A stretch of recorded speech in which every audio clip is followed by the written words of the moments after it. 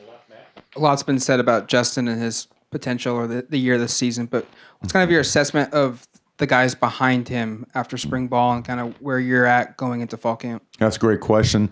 We've touched on it a couple of times because those guys were impressive during spring camp.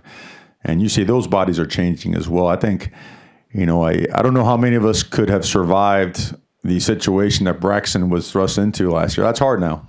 Okay, that's hard. Things are coming at you 100 miles an hour in a brand new system as a true freshman. And one thing you saw about him, he was smart, he was tough, he played with courage. And when we got to spring ball, what you saw is a guy that could really run the offense the way it's supposed to be run. And so we're really excited about his progress and what he could mean to this football team down the stretch. And Tyler Shuck's done an incredible job as well.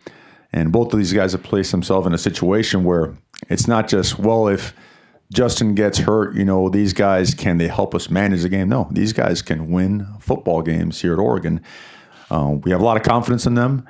They still know they still have to continue to develop. But initially, spring, when we got into spring, pleasantly surprised. At the end of spring, very happy and satisfied with their progress. So we're looking for a next step from them here in the fall.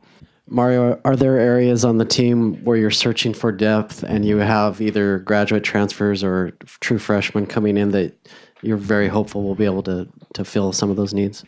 I don't think you're ever satisfied with depth. I think you're always going to look for quality depth. I know the one that was glaring, and the big question was always at wide receiver. I think we've put together a couple of pretty decent solutions, and the addition of a guy like Tabari Hines, Kano Dillon as well, big tight end. I think he's weighing in at a light 274 pounds. Certainly that helps at 6'5". The development of our current guys. I don't think it's easy to get lost in the fact that a guy like Brendan Schooler was playing defensive back in his first year, flipped over to wide receiver, was very productive, and just at the end of spring ball, he was so productive and so natural. Dylan Mitchell, we expect a big year from Dylan Mitchell as well. Guys like Jalen Red, they're time to step up. Johnny Johnson, grinding at it. Dawood Davis with his minus that little funky dance he did in the spring game. You're looking at guys that have a lot of talent, and the nature of football when we're doing it right is as you develop guys, it's their turn. So we like to see guys step up there. The tight end position has been solidified more. Offensive lineman, we're always going to make sure that the line of scrimmage is taken care of. You'd like more depth at the defensive line position. You would feel good about our front seven and the guys that roll out there when the ball is put down, but certainly would like more. I don't think you could ever have enough, great defensive linemen. Now, we feel good about these young linebackers coming in and learning the system and being able to contribute and play.